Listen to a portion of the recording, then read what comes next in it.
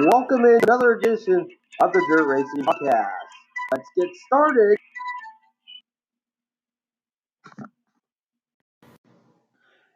In this part of the episode, we did have some little recording issues. So we were having troubles. We were talking online to each other to do this. But we did have, did you hear me? So it's not the best, but it still works. So thanks again to Chris for helping us out. Take two. Welcome to the Dirt Racing Podcast. We're talking with the guest from last week, Chris Krug, on the Late Model Nationals. How's it going, Chris? Doing great, man. Great to be back home again after a great weekend, and thanks for having me back on. We got lucky Thursday night when 55 cars entered. Yeah, we did. We beat the weather, and we had a great show on Thursday night. It was a tremendous race. And, the racing action all weekend long ended up being really well. Yeah. Anyways, the only major problem that night, Jared Landers was done for the weekend. Yeah, that was a real shame. Landers always ran really well at Knoxville. Of course, he pulled out on Saturday. I remember correctly, he competed on Friday, if I remember correctly, but he pulled out on Saturday with some major issues and just went home for the weekend. That's really unfortunate for, to lose a big name like that. Especially at an event like this, it's unfortunate because of the car count isn't quite where we want to be just yet, and it was a tough break for Jared that weekend. Yeah, and then the other major setback was Jonathan Davenport. I don't know what he broke, but the old six-pack car wasn't looking too good. No, not at all. Of course, he came out with the Brewster Baker paint scheme from Six Pack, the old 1970s movie there for dirt track racing. The car looked really great all night on Thursday night, and of course got in that incident on Friday on Thursday night, and had to switch to the other car for the rest of the weekend there. But unfortunate break for him because he's never had too much luck at Knoxville, and we really thought maybe this was the weekend it was going to happen, but not meant to be for the number one driver in the world according to the DOD rankings. Yeah, and then the one I'm surprised that ran well all weekend was Tyler Bruni. Yeah, he looked really good for the majority of the weekend. Never competed on Saturday night for the front, but still a consistent win for him. And it looked great in the process. And I think that's going to be a great career for Tyler moving forward. You'll see his name a lot nationally coming up here soon, and it's going to be interesting to see how he does the rest of this season and maybe where he lands for a ride heading into next year. And then Thursday night, his teammate ended up winning, Shane Clanton. Oh, that's correct. Yeah, Shane got the job done, and that meant he was the one and only driver that was going to be able to try and get the impossible, and that's get the clean sweep Thursday, Friday, and Saturday. Didn't happen on Friday night, but man, Shane looked really good on Thursday night. He never really had any issues at all when looking at the whole entire night, but. The rest of the night there, the weekend for Shane at least, was really a great story, I thought, heading into that one. Tyler Erb finished second, obviously, with the Thursday night preliminary, and then the 2013 winner, Darrell Lanigan, came home third Thursday night. But, the names that were up toward the front there, Ricky Wise, who, won Friday night, obviously, was up in the top five. Ricky Thornton Jr., who's a massive name in Iowa and really has a great following. Ran really well that weekend as well on Thursday night, but it was a great run for Shane. And then it was the same exact program Friday night as Thursday night, and like you said, Ricky. Oh, Marshall, I lose you again? No, I'm here.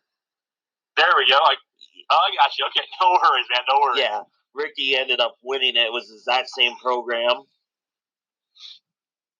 Yeah, it was a good run for Ricky as well. Looking at the Friday night's feature, he had a top five on Thursday night. And then you look at the Friday night feature and how things started that night as well. It's almost like it was two completely different shows almost, even though you combine the points and everything. But it was still a great run for Ricky. on Friday night, and I think it was one of the bigger upsets, I think, personally, that we've seen in a while at Knoxville. Ricky's a big-time Wasota driver, and also only the third Canadian to ever win a race at the Knoxville Raceway, regardless of what kind of car he's running there. But we also had, I think last year we had Thomas Kennedy, who's a Canadian driver in the sprint car ranks, pick up a win there as well. But it was great to see Ricky do so well there. And then, of course, with Chris Madden and Josh Richards, your podium on Friday night. And then Saturday we added 32 other cars to the fun. We did. Saturday with the Knoxville Nationals the past 2 years and moving forward, I think is going to be one of my favorite events, and it was the past 2 years. It's so great to see that Melbourne Bank Series, a series I follow pretty close back home in Nebraska out here. To see those guys have put on a good show like they did there, and I really think that's going to be an impressive show moving forward for drivers as well, and one that they're going to fight for pretty hard. I was a little hurt that Josh Leonard couldn't get the win there, but it was still just an incredible run there for Josh and everybody else, and we'll see how it goes moving forward. Yeah, and then but our good old friend the Rain showed up during the B main for the big show. It did. The rain came in, and unfortunately, it looked like it was going to be maybe the end of the night, but thankfully it came in. It rained, moved out, and actually, if anything, it made the track better. I think anyway, and it's interesting to see how that goes the rest of the events moving forward, how we handle rain, because it's such a hit and miss thing there, especially in the fall at Knoxville Raceway, and I'll be interested to see next year with this event going on again if we get an increased car count going on, and how the Melbourne Bank Series does as well, and maybe that becomes more of a bigger show as well. And then so they had the rain delay, came back, ran the rest of the B, then ran the other race, and then when it got time for the 100 laps, it was wild. It was crazy. It was a great show. There's no question about that. Of course, it was great to see Jimmy Owens pick up his second one in Knoxville. That's two in a row. Only one driver to ever do that was another Tennessean, Mike Marlar. And it seems like the Tennessee boys just have something for Knoxville every single year. They run really well there. And Jimmy Owens became the fourth ever driver to win this event twice, and the second ever driver to win it back-to-back years. So that was great to see, and you really get the feeling that maybe Brendan Shepard was going to win this thing and get the job done. But he led for a while, but Jimmy just found the right groove, the right time, and checked out for a minute. Those closing laps were pretty exciting to watch with Brendan Shepard closing in toward the end there, but he just couldn't quite get it done. But there were some couple big accidents in that. The first one, trying to go 3 wide with the Clint Boyer teammates and Tim McCready. Yeah, that was unfortunate. I also think with McCready crashing, and then, of course, Josh Richards as well had an issue there as well with Josh. And, it was another weekend where we had talked to Josh in our Facebook interview for the Knoxville Raceway Facebook page during the driver's interview. Everyone wants to know, is this the year it's going to get done? Because Josh Richards has led the most laps and has the most top 5 finishes and most runner-up finishes at the Knoxville Nationals without ever winning it. So, it was a shame to see him finish. I think he finished 25th on the night because he got in that accident there. But, he was never really in contention to begin with on Saturday night when that green flag dropped. He was moving toward the front a little bit, but he wasn't his usual self. The past 2 seasons have been pretty rough for Josh Richards at the Knoxville Raceway. Yeah, and then the other one was running well, and then all of a sudden it bit him the cushion was Ricky Thornton. Oh, hey there, Marshall? Yeah. Did you hear a word I said? I got you. There we go. Okay, there we go. Did you hear what I just said about Ricky? I did not. No, I said the cushion bit him when he was running about 4th. Yeah, it did. It jumped. And the thing with Knoxville's cushion is that, that clay, it's a tacky clay. Even on a dry slick track, it can still be a little tacky up in the marbles there and not really that dry. So, it's easy to go ahead and hit that cushion and jump over it pretty easily. But unfortunate for Ricky to hit that cushion there and kind of upset the car a little bit. Win. Yeah. you still? Another driver too. I got you. Yeah, I got you.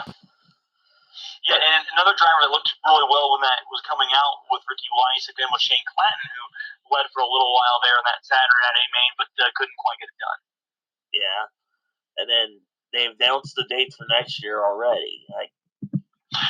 Yep, going to be at the same time of year next year. You can go ahead and get your tickets online at KnoxvilleRaceway.com. You can order those now. Of course, it's the same weekend. It's that second weekend of September in there. And get the tickets ordered now. Get your reservations going now because it's becoming a fan favorite event at the Knoxville Raceway. And, of course, I'm sure we'll have more information on Melbourne Bank as the time goes on as well. Yeah, and then the other thing I like about the fuel stop, and I wish they would do it with the Sprint Car Nationals, no tire change period. Yeah, it was only fuel. You couldn't even pick a piece of dirt off the front of the car. It was literally only fuel, and I don't believe we had any issues with that on Saturday night.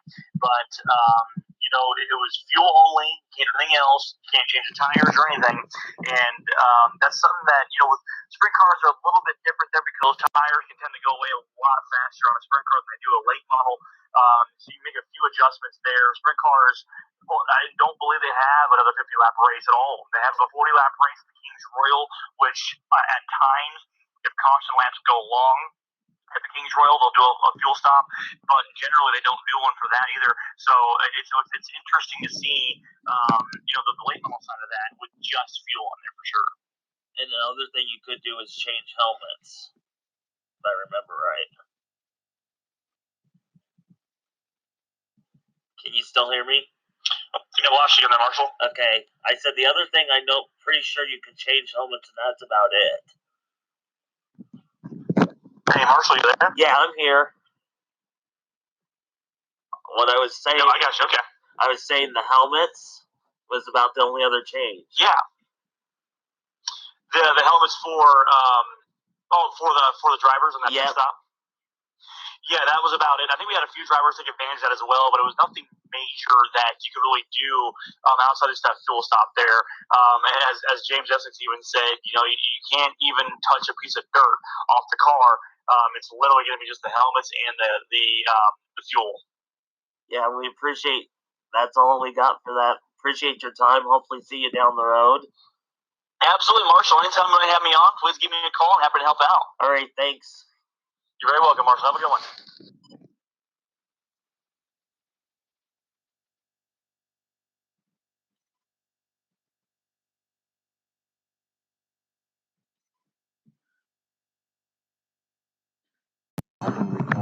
Normal.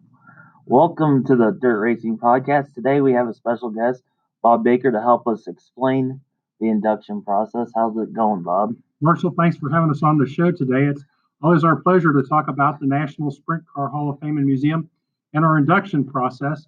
We're very, very fortunate that our induction process has been mentioned and awarded several praises from the International Sports Heritage Association, which is a group of Hall of Fame clubs and members across not just the United States, but North America. There's groups from hockey teams from Mexico and Canadian hockey and Canadian golf and different sports, and they meet annually and talk about their induction process. And we've been very fortunate at the National Sprint Car Hall of Fame and Museum, and that our two-step process for induction is something that very many of the newer Hall of Fames are starting to modernize or to accept the process that we have.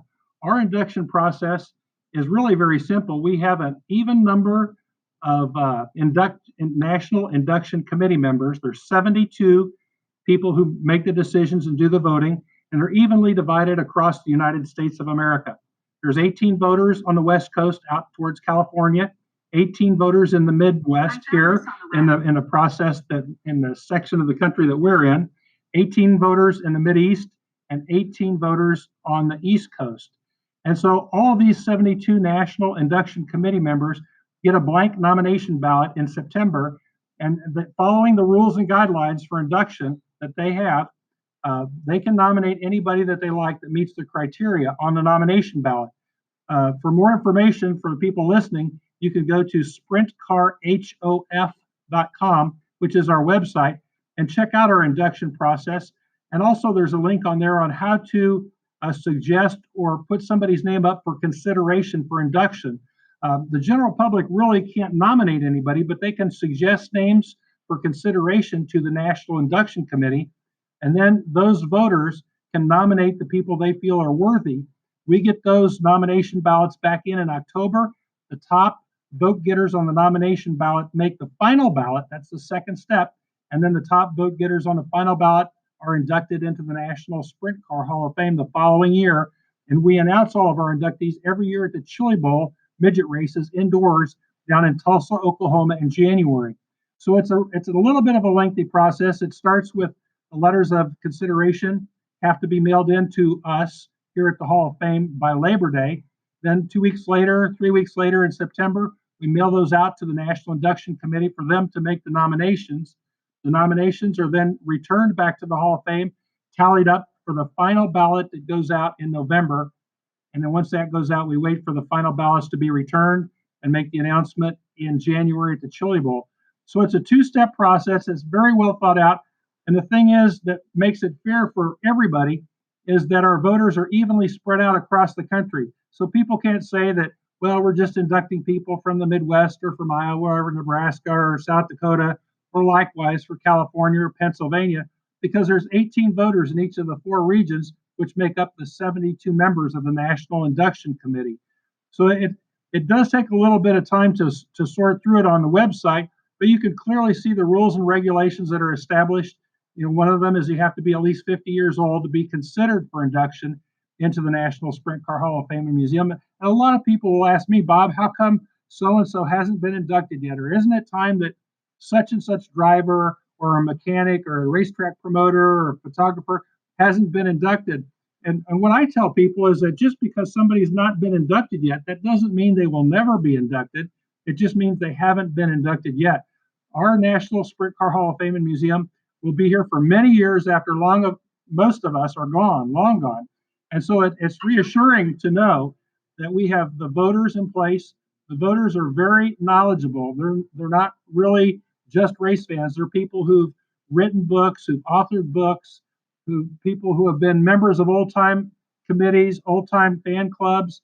They're people who have been around the sport for many years, and they're very knowledgeable people. They're not necessarily the super fan, but they are great fans of our sport, and they're dedicated to doing the right thing and nominating and voting the right people in to the National Sprint Car Hall of Fame. So I hope that answers some of the questions that you're going to ask me, Marshall. I know I get a little carried away when I talk about it. We're pretty passionate about it.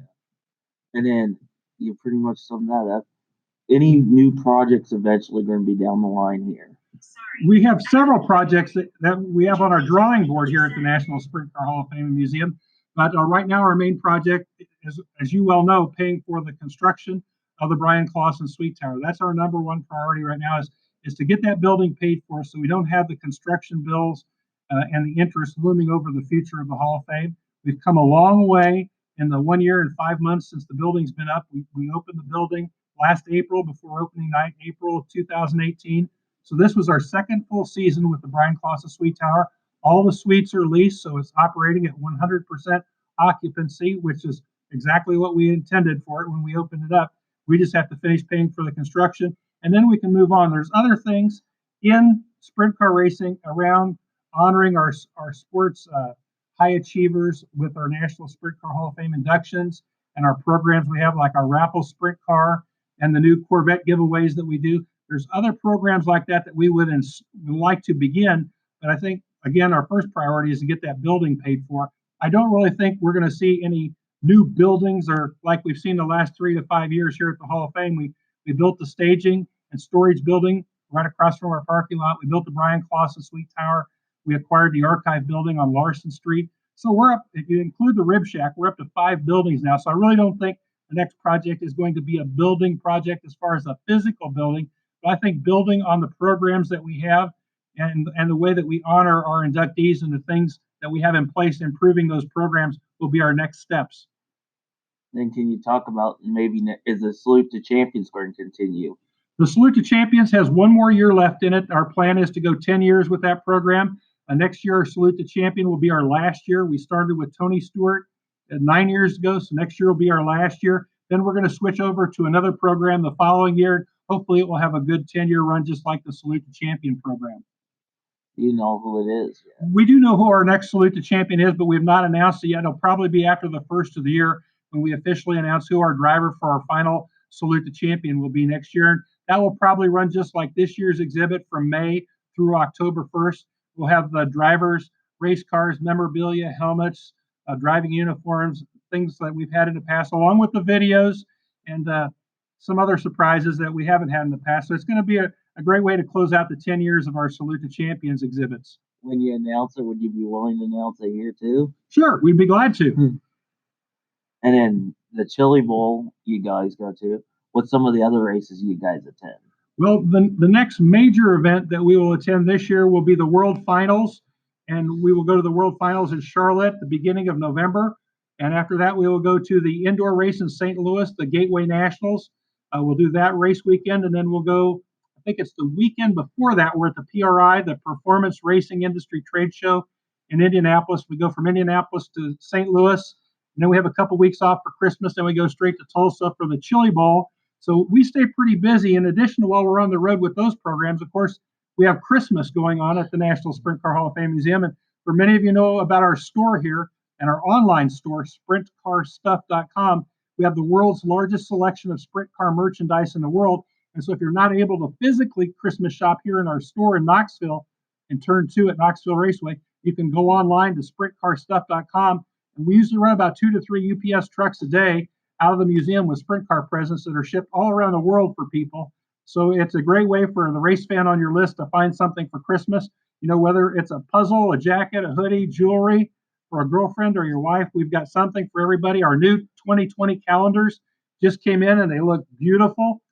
We think it's one of the nicest calendars we've had since we started about 5 years ago. So we're real excited about our new calendars. We still have about 70 of our AJ Foyt members only diecast cars left. And honestly, I don't know if we will still have those by Christmas time or not. We ordered 400 of those. We've sold about 430. They're selling really well. So I don't know if we'll still have those AJ Foyt members only diecast cars at Christmas time, but I know we'll have lots of other merchandise in for people to shop and find something for their loved one for Christmas. And speaking of, I'm probably going to do the Christmas guide, so I know I'll be in to see what the merchandise is to suggest. Yeah, so it's a lot of fun when we do that, but a lot of behind the scenes work takes place before we can get that Christmas guide out. We still have to do an inventory, and our fiscal year here at the National Sprint Car Hall of Fame ends September 30th. October 1st starts our 2020 year here at the Hall of Fame. So besides doing our physical inventory, we have an audit that independent auditors come in and audit us every year. Being a 501c3 nonprofit, we want to make sure that we're doing everything, exactly right the way the law wants it done, so that everybody's donations are tax deductible to the fullest extent of the law. And we never want to lose our 501c3 status. So we're very particular about the paperwork and making sure that we do everything, legally that we need to retain our nonprofit status. So that all happens before we get to start working on the Christmas guide in October. And we like to get that Christmas guide in the mail to everybody the first or second week in November. So it doesn't leave a lot of time to decide what we want to put in to make sure we can get that inventory in stock, and then to get those Christmas guides printed and mailed to everybody by the first or second week in November. So people know that we don't have any races going on, but I don't think they understand how busy we are with just the business of operating the National Sprint Car Hall of Fame and Museum on a year-round basis. But it's all good. The museum is doing well. The donations are still coming in, thank goodness, for the Brian Clausen Sweet Tower. We're looking forward to new projects ahead after the Brian Clausen Sweet Tower is paid for. And sprint car racing is in a very good position right now. We just need to keep moving forward. And as our longtime supporter, Don Lamberti, would say, we need to keep our foot on the gas and keep going. And then any information, they can always call you for how to donate and all that. Sure. Anybody that's interested in making a donation can call me anytime here at the museum. Our phone number is 641-842-6176, or they can go online to our website. A lot of people like to make anonymous donations or just like to do it from the comfort of their laptop or their phone. You can make a donation at SprintCar HOF for Hall of Fame, SprintCarHOF.com. And there's a button on there that you click to donate. You can make a donation right off of your cell phone, your tablet, or your computer any time of the day or night you'd like to. But if we can help, if you have questions that need to be answered, we're glad to help any way we can. If you need any type of legal help, we're glad to help with that and work with anybody that needs help structuring a donation or any type of thing they'd like to donate to us. It doesn't always have to be cash. Some people donate lots of things that aren't cash that come in pretty handy sometimes. So we're open to just about anything. We appreciate your time. Anytime you'd like to come on, you may. Well, thank you so much, Marshall, for having us on today. And it's a little hectic here. As you know, in Knoxville, we've got the Knoxville Late Model Nationals going on this Thursday, Friday, and Saturday. And it's one of the second largest races that Knoxville hosts every year. We look out here over turn 2 at the infield. Looks like the infield's full of race cars, trailers, and trucks. So everybody's in place for the races. We need a little bit of cooperation from the weatherman for Thursday night. Friday and Saturday looks spectacular weather-wise. So if you're on your way to Knoxville, you won't be disappointed with the weather in the mid-70s and the sunny skies Friday and Saturday. Thanks. Thank you for having me. A special shout out to the IMC Dairy Brothers Summer Series on their 500th this Saturday 34 race race in Burlington, Iowa. Out of the 499 races that ran, only one driver, Marshalltown, France, has been all races. So congratulations on your 500th. A new segment to the Dirt Racing Podcast, and the video is on the Facebook page, is Songer Says. Here's this week's Songer Says.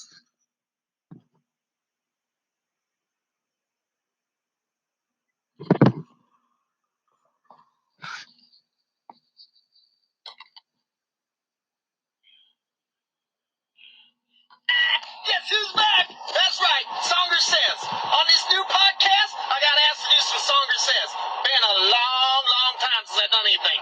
You know why? Because most people are a bunch of butt-hurt bitches. So let's just get 3 things straight right away. Number 1, I'm going to offend maybe 60 to 70% of you, at least once in every video. Number 2, I don't freaking care if you're offended. And number 3, if you don't like me, don't watch me. So, I thought, hey, what better way to jump into the first Songer Says than let's just jump right into it. Sanctioning bodies. Yeah. USRA versus IMCA versus Minnesota versus, I don't know, the Toms down south. Who cares? Just because this sanctioning body is better for you doesn't mean it's better for everybody. And a sanctioning body that wants to work with the other sanctioning body and maybe, make some alternate rules or make this work so these guys from the other sanctioning body come over, hey, that's a great thing, not a bad thing. I mean, think of it like life. If there was only Menards and no Home Depot or Lowe's, you'd pay out the ass. Yeah, you couldn't afford nothing there. So we need them all. Yeah, sanctioning bodies need each other. Competition is good. If we all went out and raced 3 guys, would we be happy? Hell no. We want to race as many as we can. Do we need more sanctioning bodies? No, we got enough.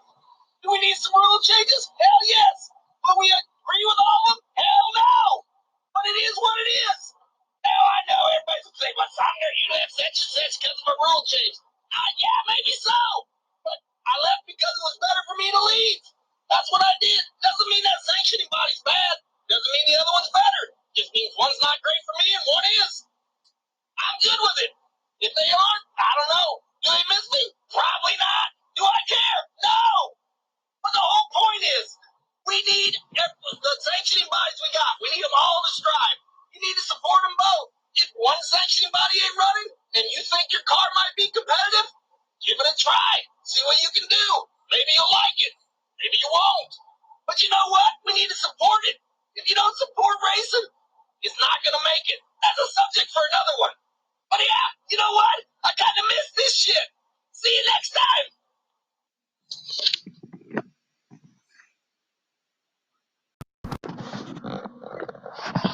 Hello, my guest today is with Lynton Jeffrey. You probably recognize Vortex Racing Products and a racer at the Knoxville Raceway. How you doing, Lynton?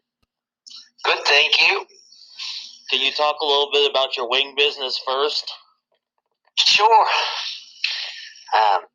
Vortex is it's originated in Australia, and we brought it to the United States in 2000, and really released the product on the market in 2000. I spent a little bit of time in Pennsylvania before moving to Iowa solidly in about 2002. But essentially, the wings were well established in Iowa or at Knoxville before anywhere else. It's been a great history that we've been fortunate enough to have with the Knoxville Raceway, and just a lot of success with the World of Outlaws and a lot of good race teams over the years. And I'm very proud of what we've accomplished with our product. And then you have also prisoner relations with other people too, besides just you. Oh yeah, for sure. I mean, a lot of different companies carry our product all over the country. Kading Performance and Highlands Performance out in Pennsylvania, Bruce's Speed Shop there in New Jersey. Just a lot of good speed mark out in Washington. We've had product at Smiley's over the years. Also, Speedway Motors, which everybody knows in Nebraska, has been a good advocate of our products. And, just apart from the race teams, we've got a lot of good dealers and distributors of our product as well. In Australia, we do as well. We have a good network there as well. Also, we have some distributors in New Zealand and Canada. So, for all the sprint car racing nations, we sort of have them covered. Can you explain the difference to the racing over in Australia versus here?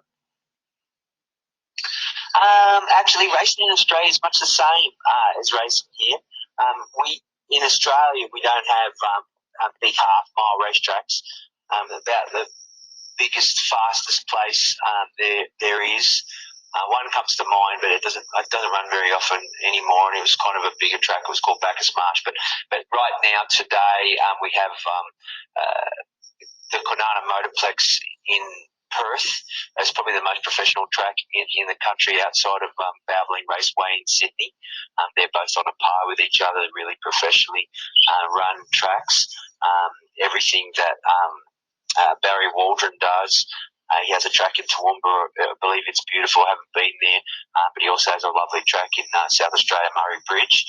So there's some great tracks. But to give you an idea, the biggest track would be about the same size as Charlotte Motor Speedway, which is 0.4 of a mile. And it's quite a fast racetrack, very similar to look at.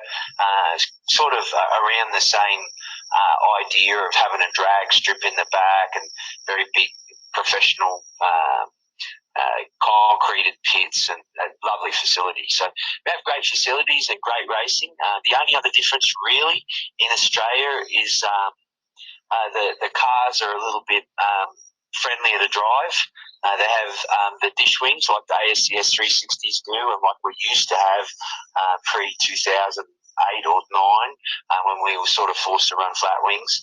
So the dish wings are a bit more fun to race, and they also use the better tyres, which are the RD tyres, D tyres, and high growth light rear Hoosier tyres. So the stuff essentially where they tried to manipulate the racing and the style of racing in the way that they tried to free the cars up the tyres and things today here in the United States. Those things haven't happened in Australia, and they still race the old school pre-2008.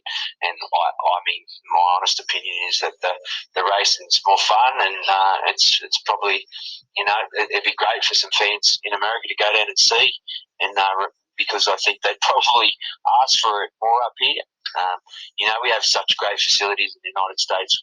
At Knoxville, and just the level of competition puts on great racing here for sure. I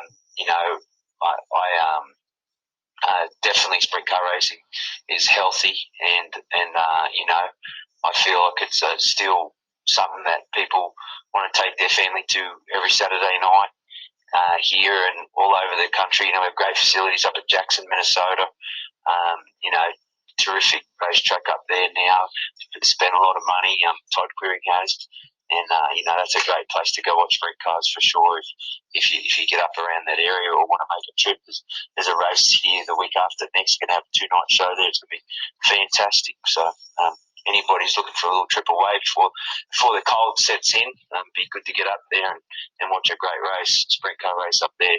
I think it's the weekend after this one. So your biggest thing you remember for, and you probably get asked a lot, the interview you did at the Nationals the one year. The one where you got my buddy by AJ. Yeah, yeah, it was probably a bit hard, but it's a spirited thing. We're all passionate about what we do. We work hard for the Knoxville Nationals. We kind of all work towards it, and we probably take it way too seriously for what it is, but it just means everything to a guy to put it in that race. And when it's all over in the first lap of the heat race, you're not going to be happy about it. And I probably, I'm the kind of guy who says what he's feeling at the moment, and I tried to, tried to be as diplomatic as I could be, so that made it funny for the fans. And, I'm the kind of guy who tries to talk to the fans. I'm not really trying to talk to my competitors or, put my ego out there. I just really try to talk to that kid in the red hat that's sitting in the grandstands, want to be there and have a great time with his family, and, that people know that of me. I want to try and,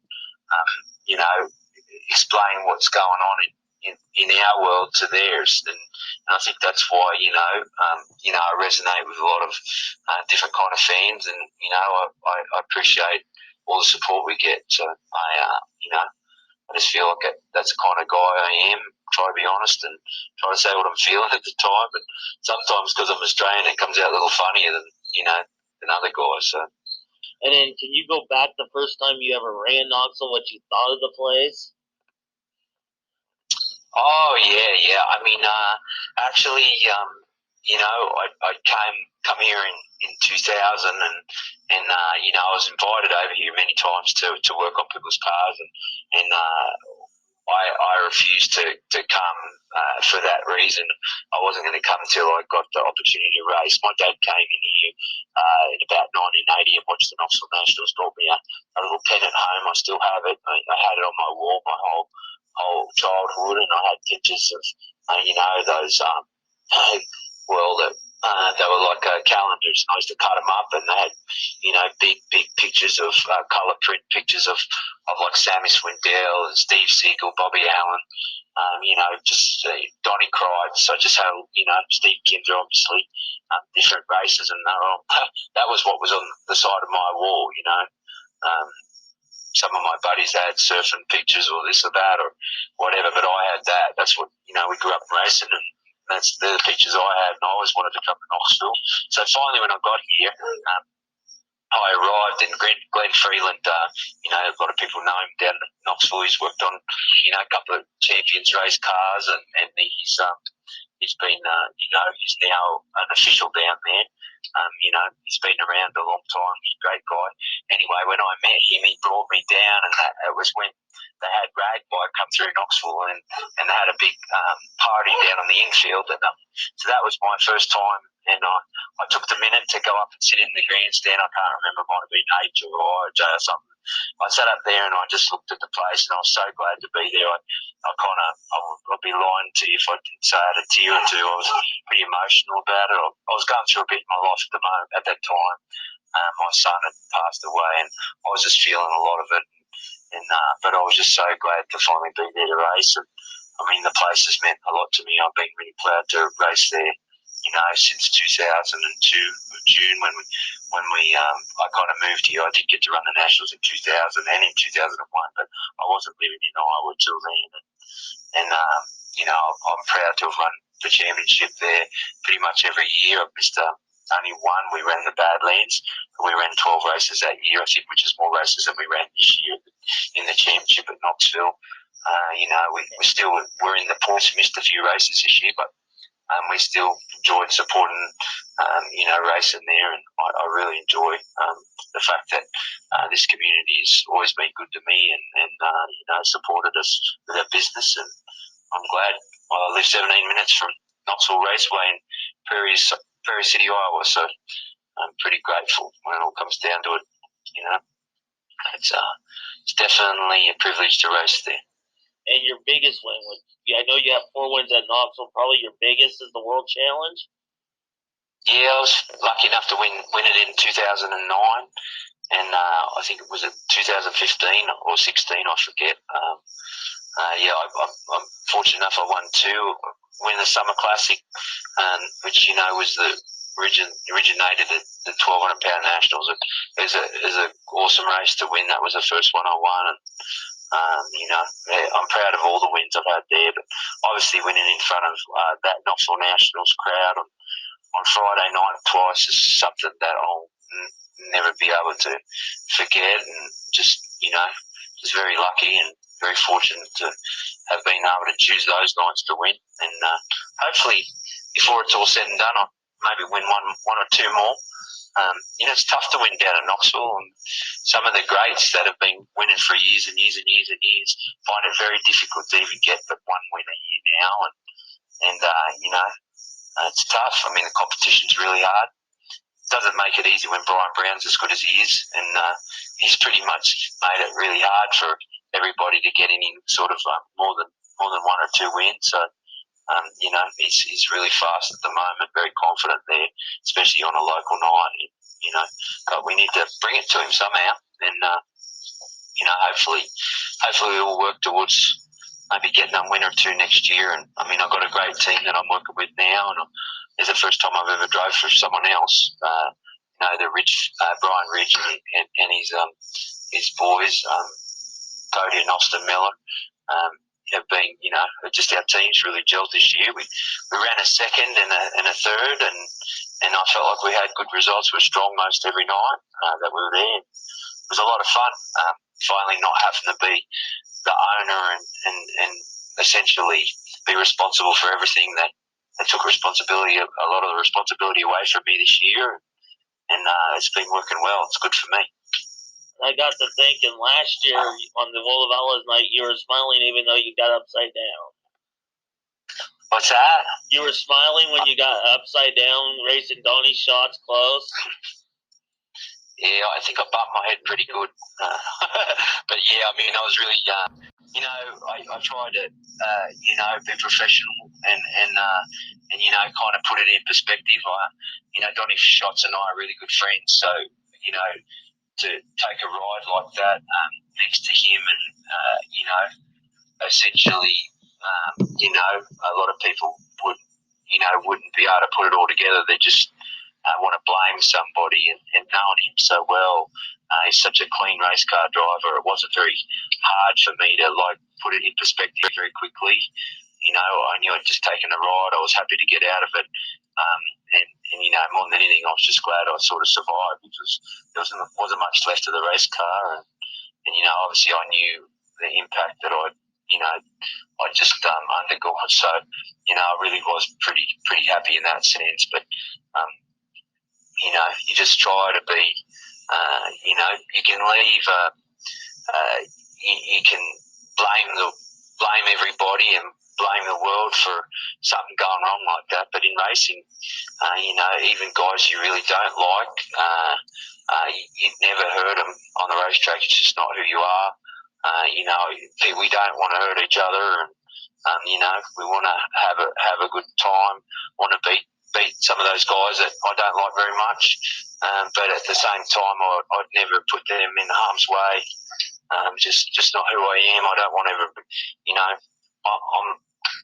we're all not perfect, and we make mistakes on the racetrack. And Donnie Shots is the best in the world, and he makes very, very few. So when you take a ride like that, you could really find a way to try and blame him or something like that, but it just wouldn't be right. It wouldn't be true. And as good of friends as we are, there's no way that he would ever want to do that to me, let alone even other races he's very competitive with that perhaps maybe he's not that fond of, So just not who sprint car racers are. We're gladiators. We put on a show. We want to win.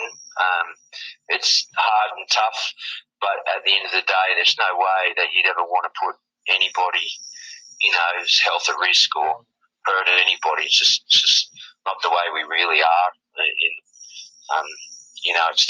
It's one of those things that happen in this sport. Unfortunately, you take crashes, and hopefully no one gets hurt. So And then, are you going to be with the same team next year for sure? Gosh, I hope so. As far as I know, I am. And, we just sort of gelled. I mean, we feel like we're having a great time. We're talking about what we're doing for next year. And so as far as I'm concerned, yeah, that's what's going to happen. Let's not do something silly between now and the end of the season to let them down or something. But I doubt that's possible. I mean, we're going to race some races here through the end of the year and finish up in Charlotte. And then I'll be fortunate enough I'm going to get to go down and race in Australia again at Christmas for 4 or 5 races, and then we're talking about hopefully starting our season off in Florida or Volusia, which is something I've dreamt of doing for many years, and love to get the opportunity to do that and race there. I've been there and watched so many times. Never getting the chance to do it, I'm excited for that opportunity. Then if everything went to plan, I might get to do a bit of racing in Pennsylvania before the season opens and at Knoxville, and then we'll kind of do much the same as we did this year, depending on how we're running and how much time the boys have got. They've got a business too, and so does Brian Bridge, the owner. He has a business. So there's a lot of factors that play into what our schedule is. We try and keep it, have a schedule, but, understand we're trying to appreciate each other and what we've all got to accomplish in our own personal lives as well. So, I mean, the one thing that we haven't done this year, which made a lot of fun, was put a lot of pressure on ourselves to, be at Knoxville every week. We try to. It's their first year, and as a team, I felt like I wanted us to be competitive every day we went, really not wear ourselves out. So I feel like we did a good job because we're going to run here for quite a few races at the end of the season. To finish out and like I said, I'm looking forward to going to Jackson in a couple of weeks. It's going to be a great race up there, and just be a good way to finish out the year before we sort of really commit to or find out totally what we're doing for next year. But at the same time, we are talking about it, and it should be exciting. I think we're working on some new equipment, and we've got some motors in the works. So there's a lot of good going on. I'm excited for next year. I think that we're building on what we did this year, and I think what we did this year was above expectations, really. I have one more question for you. Where can they find your products at? Where can you buy Vortex Racing products? And more information. All right. Well, you can. I mean, I'm on Facebook. You can look at my page on Facebook.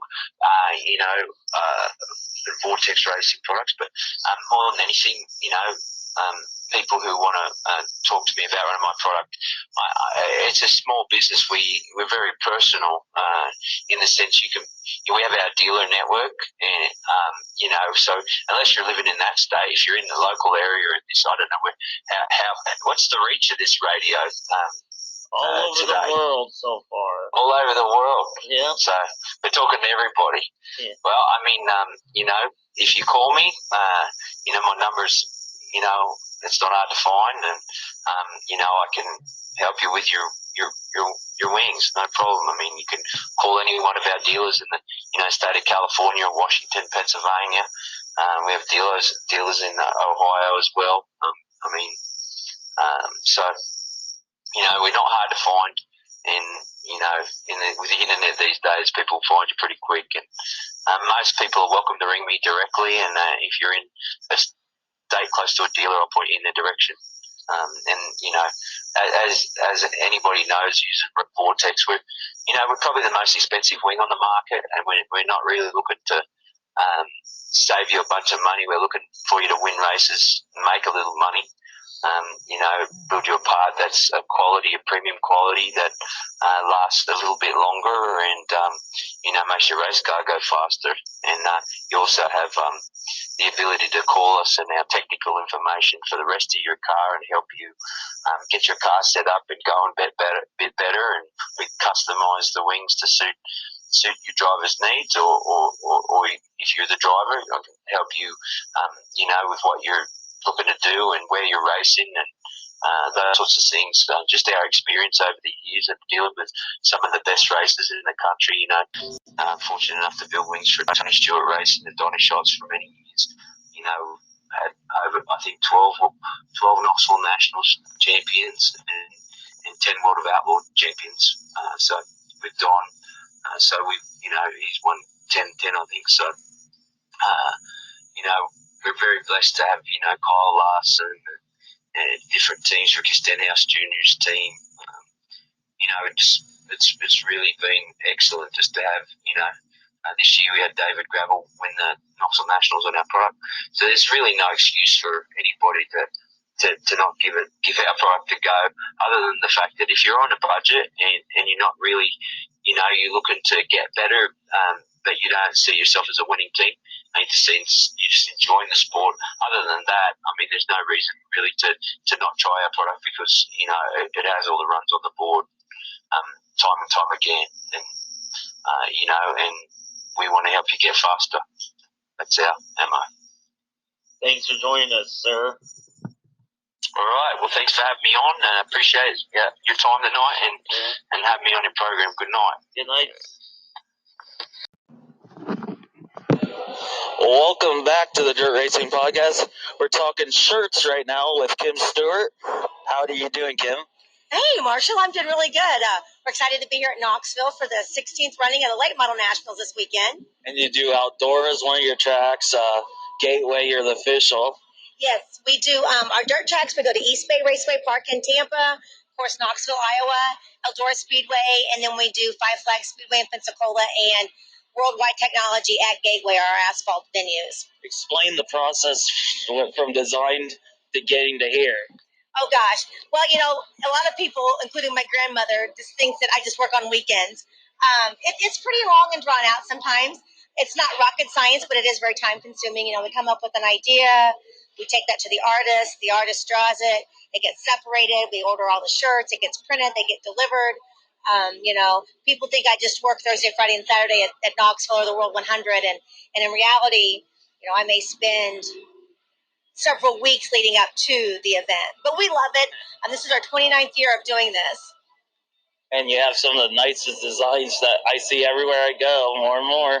Well, thanks, Marshall. We really try to do customer service and have a good quality product. And for you're kind of a special customer, and you tell me what you want, and we'll get that special shirt in for you, and kind of do a special order for you. We've been doing this. I said this is our 29th year, so we've seen a whole generation of race fans be born and grow up, and now we're selling shirts to their kids. And it's like going to a family reunion that you're excited to go to every week. And you also had a kid one time raced. Yes, our son Austin was a racer, and when he got ready to go to college, he told him he could afford college or racing, and he chose to pay for college at Purdue University. And he and his sister will both graduate in May. Lorna graduated from IU, and Austin graduated from Purdue. So we're pretty excited for our kids in May. Yeah, no, I know Lauren's busy, the former Mrs. Brian Clausen. Yeah, Lauren's really busy. She's in nursing school. She's a dog mom to Chevy and Stewart. She helps her dad and I out a lot in the t-shirt business, merchandise business. She works at the hospital. She does some volunteer work, and she's also a race promoter, And, this is kind of funny. We don't sell shirts at her race. Lauren does her own merchandise at the Shamrock Classic. That's in March. So, yeah. I don't know. Thanks for explaining to us real quick what goes on.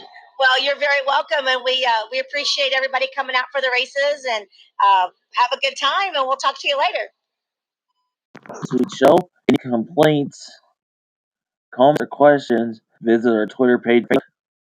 I'm not going to tune in next week to find out we have a big guest on, and it takes, the whole episode will be on Magnet Motorsports. Thanks again for listening.